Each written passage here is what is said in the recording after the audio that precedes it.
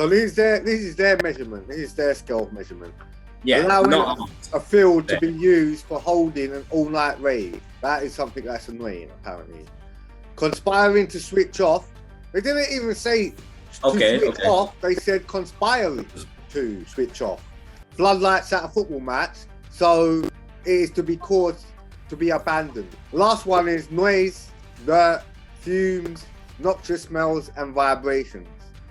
So they're saying, boom, we are introducing an offence statute and abolishing the common law offence in line with the recommendations of the Independent Law Commission.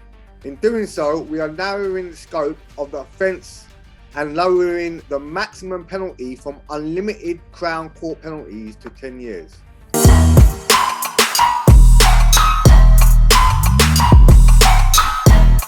Yo, what's going on, people? Big up yourselves all the time, every time. Welcome back to another episode of Out the Box. And with me today, I have my guys. Jeez. What we saying, everyone? Welcome back to another episode. Let's have a great episode today. You know, it's me, GMG News. How you all doing? Manlike B.Dot. Done though. You know what time it is.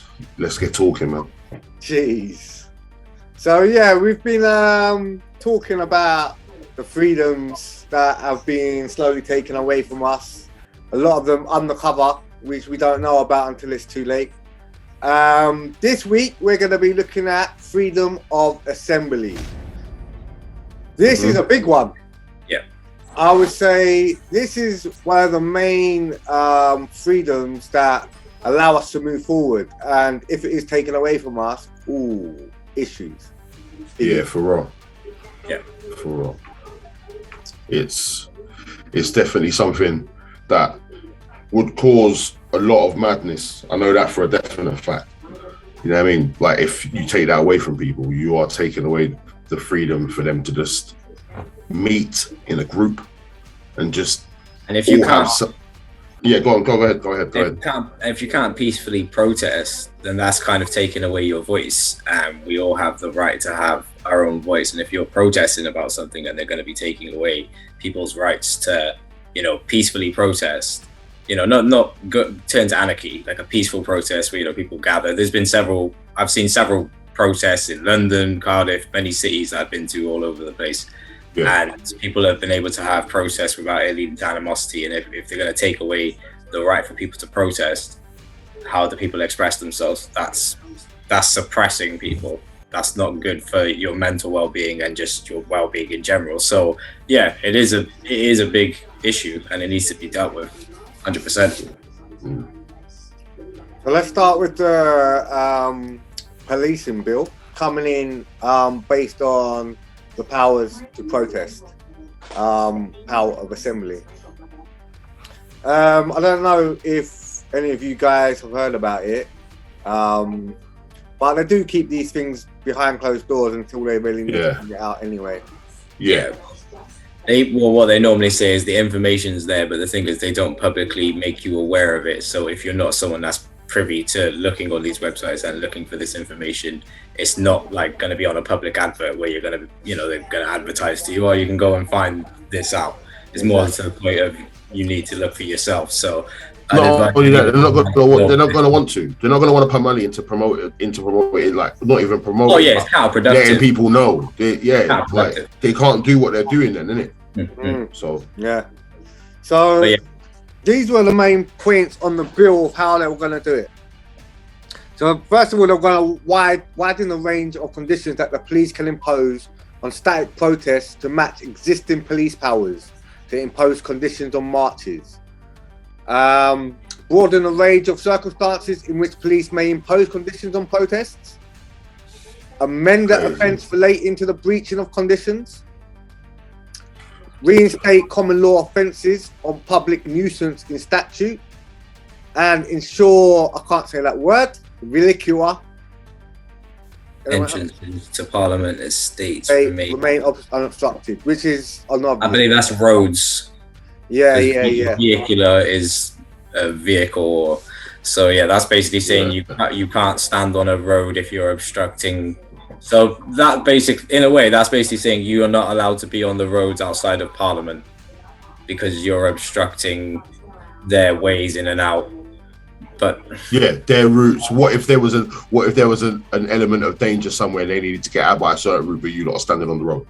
I get that, but then I get that, but then also that kind of sounds like a way of them putting a rule into place of basically saying if you come anywhere near Parliament, you're going to be prosecuted. It's not. It won't be just be Parliament. It'll be wherever they deem fit. Really, yeah, wherever they deem it to be. Yeah. So basically, if you go outside and you protest on a road, double-edged sword. Like you're saying, is for both them reasons. It is for so that they can get out of Parliament if they have to, and it is for the reason where they can just create a bill where they can impose it at any place they wanted to afterwards. So it does make sense for them. So will these ban protests? No. These measures will not grant the police, local authorities, or any other body powers to ban protests. Will these measures ban protests for being too noisy? No. The police will be able to impose conditions on unjustifiable noise protests that cause harm to others and prevent organisations from opening. That is a bit dodgy because you're saying unjustifiably noisy protests. What level is unjustifiably noisy? Yeah, what is the specific decibel? Then they're going to bring time. Then they're going to bring time into it. Yeah, not even like I don't even think it's just like decibel. You know what I mean? If they deem it that obviously like you're making noise, obviously if they seem to think right, they don't like the noise you're making, and I'm not talking about how noisy it is. It's the noise you're talking about, innit? Like I truly believe, and if as soon as it's something they don't like, they'll shut you up. Mm-hmm. They'll use that and shut you up. You know what I mean? Oh, it's unjustifiable. We need to quieten you down now. Yeah. Yeah, but what I'm saying is they would also use, not just as I was saying with decibels, that's just an example. What I mean is another factor that they'll use into it without being that brazen and saying that to your face is, oh, it's late at night. Oh, it's early in the morning. Oh, they'll use, kids are going back to school. You know what I'm saying? So I'm just saying like that's another thing that they'll use. Because will these measures ban protests outside Parliament? No. The ability to protest outside the heart of our democracy is a fundamental right that the government will not erode. I like that one. I like that one. Will these measures ban protests? We're out of the EU now, right? We're out of the EU now. Don't that hinder certain things? What do you mean? Because I swear there were certain things that that they had to adhere to, under that EU law. But now we're not part of the EU. Do they have to run by them? No, you have. So I don't even think half of this would even be about if it weren't for that. So basically, what you're saying is that when we had the EU laws, there was already a standard of policing that had to be set. But because we came out of the EU, a lot of the policing standards that they run, you still have we don't do no more. So we don't really have to run by no more. We're creating our own ones now. Yeah. We're creating our own UK ones. Technically, yes. Well, not technically, But we're supposed to still actually apply to the EU regulations and law. But not every single one of them, though. But not every single one of them. Because we've stepped away. Because the process is being something that's being updated. So like throughout time, it's going to change. But I agree with what you're saying. We're starting to break into our own sense of laws. All right. Like, don't you think that that's them trying to flip the script right now? Of course. I'm just asking the question for your thoughts, isn't it? Of my own personal opinion, yeah, of course. And the way I see it is every country, regardless of us being part of the EU or being part of, anything in that sort of way, every country still has their own rules and their own government guidelines and things that they push and, govern. And being someone that lives in the UK, as we all are, I can see that this is going to be something that will get implemented because freedoms are just slowly being taken away from people. So on a political level, I do think like that this is just like the beginning. These will get harsher. These sort of restrictions and these powers will get harsher and harsher, innit? To the extent where they can just basically do what they want. And no matter what we say, it's not really going to matter. I think we already have been at that stage, but I think because not just COVID, but because I feel like these people are in such a high level of power that now they don't really have to hide how they are in government and stuff like that, and hide how they are in parliament. They can just they're in control. They're in control, like it or not, regardless of all of us have an opinion and be like, I don't back this political party or whatever else. We don't really have a say in anything. We just live here. Huh. You know what I mean? So at the same just live here, mate. That's real though. That's real. Leave. I think with the protest side of things, anyway, generally they were about before our generation, so they're going to be something which the older generation will still like want to push, and then you've got the other people who just believe in like fundamental laws of powers of assembly anyway. So I think there's going to be a lot of people who are going to stand against freedom of assembly to go anywhere. In fact, I think it will be more emphasized a lot more now. People are going to have to recognize, in it, like if we don't do anything with this, we're going to lose. Yeah. Will these measures ban protests that are annoying? No. The Police Crime Sentencing and Courts Bill does not introduce a new power to ban protests. But I got a problem with how that's even worded. How can you say something's annoying? What's this annoying word, to you? Yeah. And annoying to me? How is that measured? How is that measured? That's what I'm saying. So this is their measurement. This is their scale of measurement. Yeah. Allowing a field to be used for holding an all-night rave. That is something that's annoying, apparently. Conspiring to switch off. They didn't even say to switch off. They said conspiring to switch off. Floodlights at a football match. So it is to be caused to be abandoned. Right, okay. But say all of that. Say everything that's there right now. Yeah. Say they're raising money for a charity. Yeah. Say they're raising money for... But that's the thing. If you're raising money for a charity, number one, holding an all-night rave isn't the best way to raise charity for a charity. I'm not saying it is, but I'm not saying that everybody's going to apply the same logic when they go to do something. Yeah, but genuinely... How do you know that didn't happen to an artist and their way of making money is through music? So they host an event where they say all proceeds of this are going to go to this country or something. And that's the only way they know how to make money. I'm just thinking of a perspective of someone who this would apply to. I would assume with an artist they would go through all the right measures and get all the right permits to do it, so it wouldn't be annoyance. There wouldn't be an annoyance. There would be a restricted amount of sound that could come out from the thing, innit? But genuinely, with things like that, you're not gonna hold an all-night rave for anything that's gonna be positive. Generally, like anything that's positive, you want to get positive people involved. That means families, kids. They're not gonna be up all night. So that I understand. Yeah, generally. Conspiring to switch off the floodlights at a football match.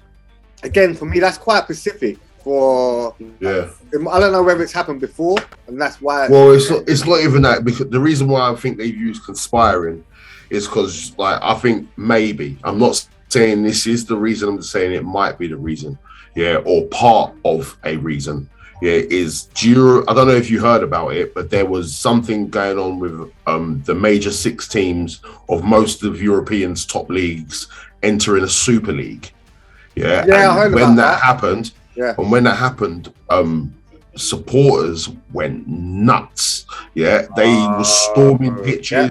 They were making sure matches got abandoned by being on the pitch before kickoff and all things like that, making sure players can't get to thingy. And one of the things was making sure the floodlights weren't working or turned off during the match. That makes sense. That makes full sense. And that makes full sense of why that's been put in very recently as well. Last one is noise, dirt, fumes, noxious smells, and vibrations. So generally in a protest, you're going to get the first one. You know what I think they're trying to describe there? To be honest. Street racing.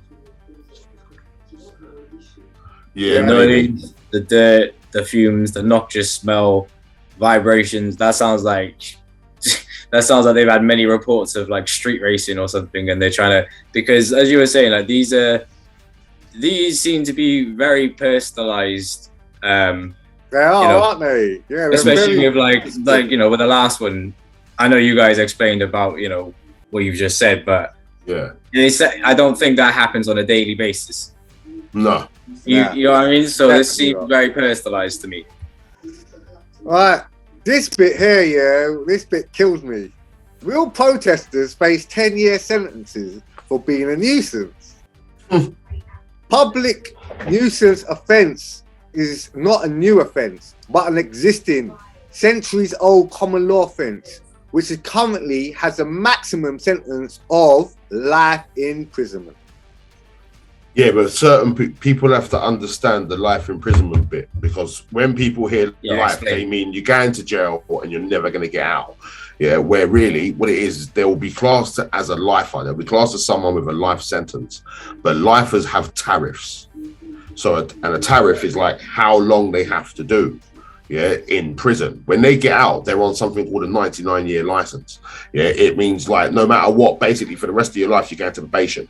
Yeah, if you do something wrong, if you spit the wrong way and they deem it to be way too wrong, you go back and do that sentence all over again. And you've got to do that many years before you can be let out again. Yep. That's your tariff. So if you have a tariff, if you get life with a tariff of 5 years, then you would have to do 5 years before you'd be eligible for parole to try and get out of prison. So they're saying, boom, we are introducing an offence statute and abolishing the common law offence in line with the recommendations of the Independent Law Commission. In doing so, we are narrowing the scope of the offence and lowering the maximum penalty from unlimited Crown Court penalties to 10 years. So that's the they're lowering it down to 10 years. Now, personally, yeah, if you're protesting and you get arrested for any of this nonsense they're talking about, they're saying that you can get a maximum of 10 years for going out and talking about what you believe is right. Here's the thing for me, or from what you just read and stuff there, they've basically answered your question without putting the 3-letter word. Yes, you can face a 10-year sentence for being a nuisance. That's basically what they've done. They've just explained what their answer, why they've said yes. That's all they've done without putting the word yes there. Yeah. But basically, when that question's asked, yes, you can. So we jump onto this next article right here, peeps. Politics.co.uk. Yeah, boy. Policing bill, a step towards authoritarianism. Something like that anyway, yeah. That's a right, so first of all, let's have a quick look, because we do know what this word means, but let's have a look at the actual real definition, what it means to us as a people. Yeah, yes. This happens. Let's see what authoritarianism means. Let's go to Britannica. Principle of blind submission to authority, as opposed to individual freedom of thought of action. In government, authoritarianism denotes any political system that concentrates power in the hands of a leader or a small elite that is not constitutionally responsible to the body of the people. Authoritarian. Okay, so that's what we really know. Authoritarianism. That's yeah. That's how it's pronounced. So in the main first couple of lines, this is what it means: submission to an authority, and blind submission. So we're not looking if it's reasonable, if it's truthful. Yeah, if you're told coerced. If it's coerced and that, innit? Like, obviously they coerce you to. They put it in a way for you to go, yeah, that seems all right. Let me move that way, innit? Like, not realizing that way is so the wrong way to go, or maybe so the wrong way to go. It is. As opposed to individual freedom and thought and action, or thought and action. So that's what society that we all believe that we live in anyway. Like, we have this freedom of thought and we have a freedom of action. But obviously, as it is not so. And then lastly, in government, authoritarianism denotes any political system that concentrates power in the hands of a leader or a small elite that is not constitutionally responsible to the body of the people. So this basically means that the people who hold this power are a very few amount, and they don't have no responsibility whatsoever about what happens with us people. Nothing. They treat that responsibility. That's done.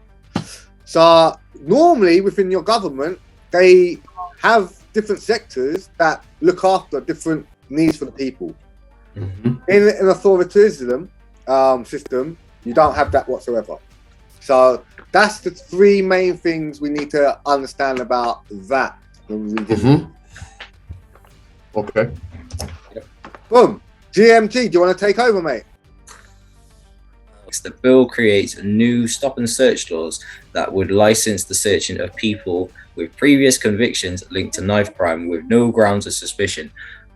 How, like, before I read any further into that, isn't that just character assassination? So say essentially someone does whatever, right, and they get done for having a knife, or carrying a knife, or whatever the situation is. Yeah, they've sorted their life out. They're not known to the police anymore. They don't.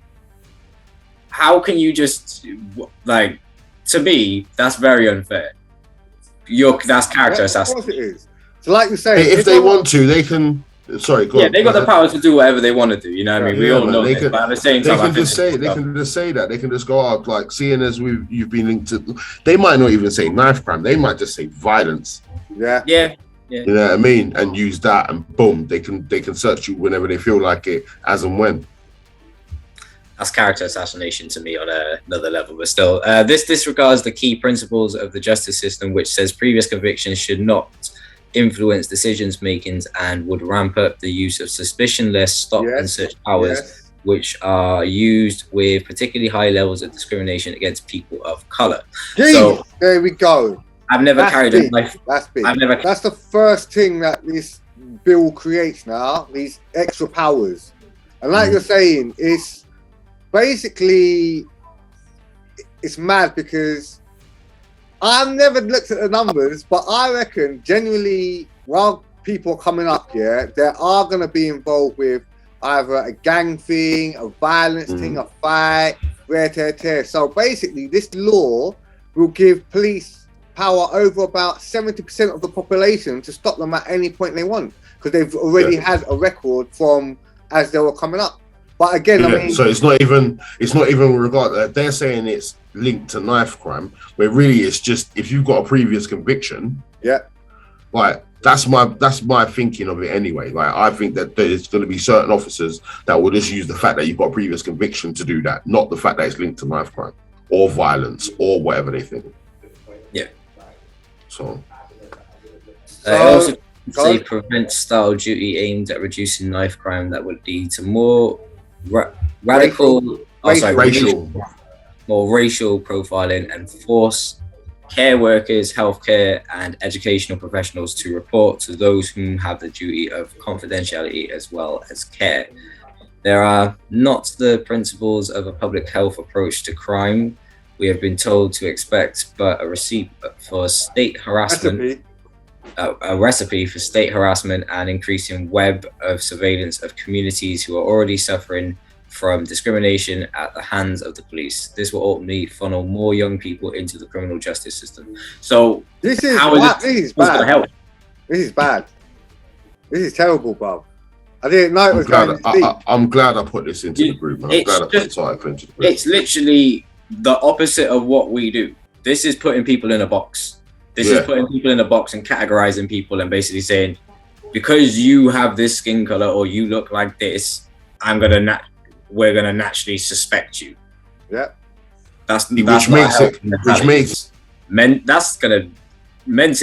affect a lot of people as well, because imagine having to mentally think every single time you go outside, I can't be with 2 or 3 more of my people of this color because. But then, which is very true. But then, think of it like this: you're going to have other races and other people and other like cultures and other people of color, of different colors, thinking, well, if it's going to happen to them now, what's going to happen to us? Like, what are we next? Or like, what is going to happen to us on a random? That could also deter people from other races from wanting to essentially congregate with other people of different races because they believe that it might negatively impact them. Obviously, it's down to the person, the individual, but that could be a factor that could also play into it.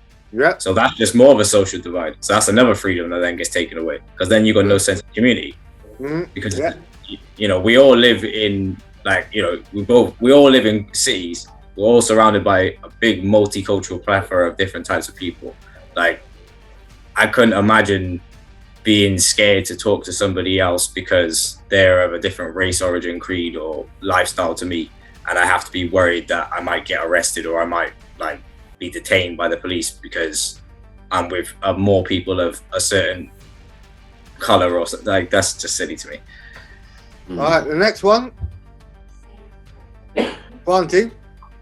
Okay, the bill criminalizes trespassing, threatening the rights to roam in the way that could criminalize the way of life of gypsies and travelers communities. It creates a new criminal offense of trespass based only on a responsible suspicion that someone has or will cause damage, disturbance, or disruption, not only in the offense committed when these vague criteria are met, but it can be committed if significant disruption, damage, or distress is likely to be caused. Alongside this, the bill creates new vehicle seizures, power including cars and caravans for gypsies, travelers, communities. This amounts of seizures of these homes and possessions. Really? You're going to try and seize a gypsy's motorhome? Well, I'll tell you now, that's based on this as well, you know. Reasonable suspicion, a likelihood. Come on, man, that's bull, man. You can't say them words there. You have to give a definite yes or no. This is someone's life. Yeah, you gotta let them know yes or no. You can't say, well, if I reasonably suspect that. Yeah, that's a grey area. Then I will have to take your caravans. What? No, there's no black and white to this. And exactly, and obviously we know that's them trying to separate a sort of community, which again is another form of a group. Yeah. So what next group or community are they going to go after once they believe they finished with that particular community? They want to move on to a next community. What community is next? You know what I mean? So this is just them just thinking, right, we'll start with these and we'll move on to the next, which is just kind of disgusting to me. Really. It is fully. The bill also dramatically restricts our right to protest, threatening abilities to stand up to power and defend our rights. It hands police wide discretion. What? It hands the police. Wide discretion to limit protest under certain conditions, including by their location, potential to cause a nuisance, and even noise. What? So you can't make a noise. Potential to cause a noise. Not even making a nuisance. Even making a noise is the potential. No, I got some of that. Likelihood. They'll see a dog. They'll see a dog and they'll go, "Oh, you got a dog. You could be a noise nuisance." Or you've got a bike. You could be a noise nuisance. Or you got how many things could potentially be a noise nuisance? Let's be honest. Everything on Earth makes noise or makes some sort of sound. Everything on Earth is potentially a noise nuisance. Yes, this is the end of the episode. Thanks for watching, guys. Thanks for catching up with our YouTube there. Make sure you subscribe. Make sure you like. Make sure you watch the little promos we got out. Trying to entertain all of you, and we want to get you involved. So put comments in the box. We appreciate your time here today, guys. Thank you for watching. Don't forget to leave a like on the video. We'll catch up with you in the next episode very, very soon. Also, if you've been enjoying this, make sure you subscribe to Out the Box and turn them notifications on. It's been GNG News. Have a good day. See y'all soon. Yo, blessed for watching. I'm just going to be real with this one. Big red box, notification bell. Thank you again for watching. Check out the socials. We're out. Jeez.